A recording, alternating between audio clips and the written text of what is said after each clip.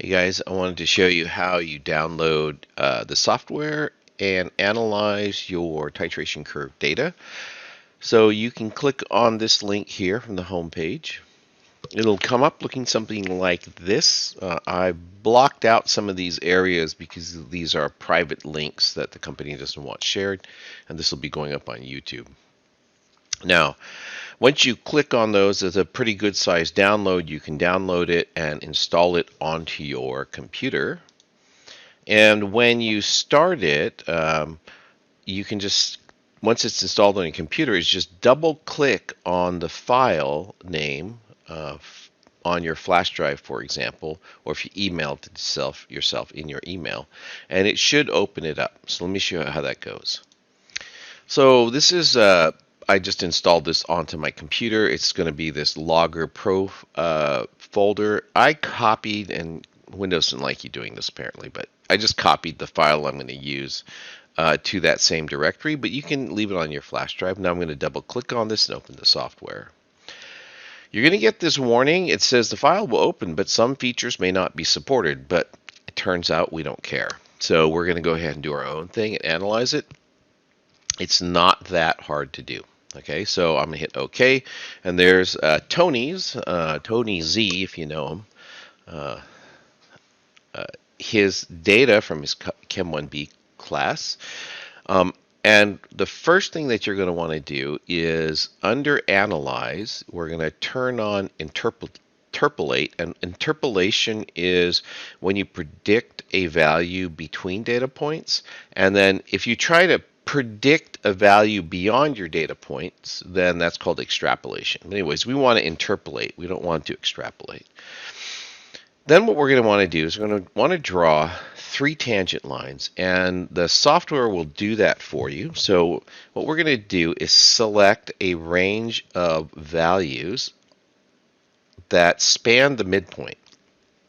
So if this is the equivalence point somewhere in here, the midpoint will be about halfway to that distance. You don't have to measure that part yet. You can just sort of do it by eyeball, and then you're going to click this button here, which is called linear fit. And it looks like that. And then you're going to do the same thing out here. It's not an exact thing. You just pick some of the data. Some people will actually go all the way to the end like that, which is fine. And then you can click linear fit again. And let me move these things out of the way. These equations aren't important. We're not going to even be using them. But if you want to, you can actually use them for the same purpose. I don't exactly like that curve. I usually pick a little less data because I want it to be a little closer to the data. So I would pick something like that. It doesn't have to be a lot of data. You notice Tony missed some here, but it doesn't matter. All right, so I'll move this out of the way. The third line, which is the hardest one to draw, is the one that would be tangent to the equivalence point. And so you want to select a few points, but you don't want to select too many. And that looks like a fairly good tangent to the equivalence point. Now what we want to do is we want to zoom in on the data and read off some values. So in order to do that, what you have to do is use your mouse, and I don't know if you can see this, but I'm creating a box just around the intersection point, because those are the important values that we want. We want this intersection point here and this intersection point here. So you'll notice there's a little dashed line that's going straight up and almost straight down. That's the tangent line extrapolated from these data points. And what I want is this intersection point between the tangent to the midpoint and the equivalence point, and the tangent to this final slope to the equivalence point. So let me go ahead and select, and you notice there's a box here, all right? And I'm going to hit zoom. And this is the intersection point. And what I'm going to do is move the mouse to that point there. And you'll notice in the top left corner, now I'm going to have to move the mouse to show you this. Over here, it's showing you the volume of wherever the cursor's at. You see how it's going up as I go to the right. And the pH of the lines. And you'll notice the top and bottom one are overlapping at that point. So that pH is 7.66, and the volume is 15.24. So we'll write those values down. And just pop this up real quick. I'm going to save those values to an Excel spreadsheet, and I'm going to just call that first one 0.1, and the other one's going to be 0.2, and we'll measure that intersection point as well. So let me move this out of the way. And then we need to see that other intersection. So what we do is you hit the minus here, and it'll bring us back to full zoom, I guess, all the way back out, and then we're just going to highlight that intersection point there. And we'll hit plus. And then you'll notice here's the line dashed extrapolation. And we're going to move this over until they overlap. And now you can see that what matches is 11.17 and 16.32. So let's call it 11.17, 16.32. And I'll put that onto our spreadsheet. So that'll be 11.17 and oops, and that's, sorry, got it backwards. Oh, I got these backwards maybe. No, pH. No, I had this backwards. So this is, sorry, 11.17 and 16 point. No, I do have it backwards.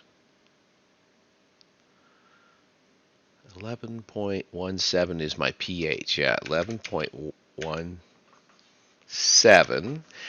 And this is 16.32. All right, being silly, there's units here, and I wasn't looking at. Oh, great, I moved it off. Oh, it doesn't matter.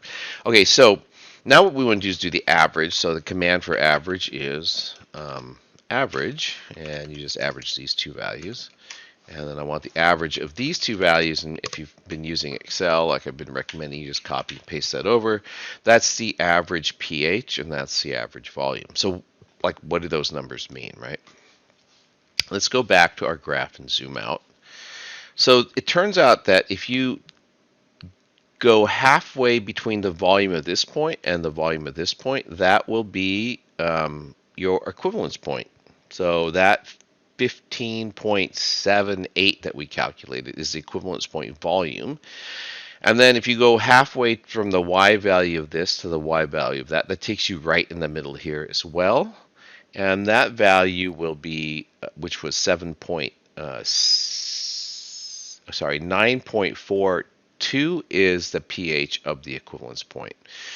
So again, let me drag those over. Oops, sorry. Here. These are the equivalence point.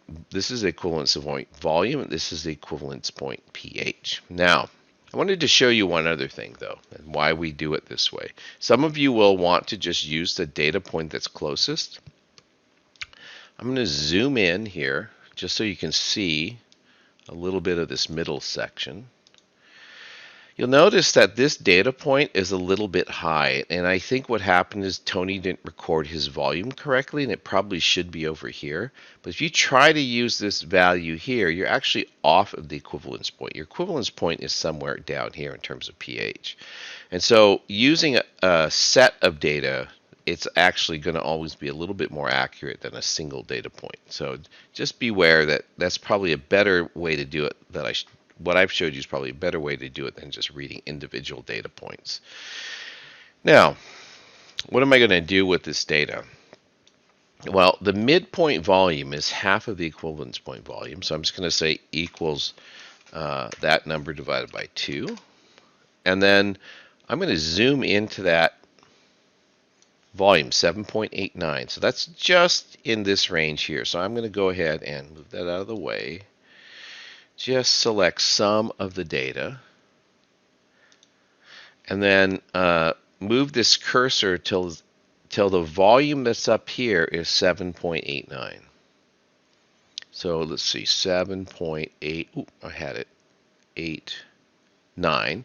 And you notice that the pH of that line is 6.8. Now, if you're not sure which one it is, just look to the left, and you'll see the pH axis. The value that's closest to the pH. That pH on the left is the value you're supposed to read. So 6.800 is the pH at midpoint. I'll bring this over. 6.80 as the pH at midpoint. And Excel doesn't care about trailing zeros, so if you want to add that in, there's some commands up here that you can do it, but just remember that's what it is. You'll write this down on a piece of paper so you won't have that problem. And then what you want to do is get the initial pH. Now the initial volume is 0, right? So in order to get that, it turns out the easiest thing to do is just go look at the original data. The pH was 4.5. Again, if I put the 0 there, it goes away. Let me show you how to fix that if you really want to fix it. You end up just doing this. You highlight the numbers. Oh, sorry, I was doing some other stuff down here. You highlight the numbers you want to show the extra zeros on, and then you just add them. You can show more zeros if you use this one, and you can show fewer if you go this way. All right, so that will help you get your data that you need for the analysis, and the rest of them are the way you're going to analyze it is using ICE tables.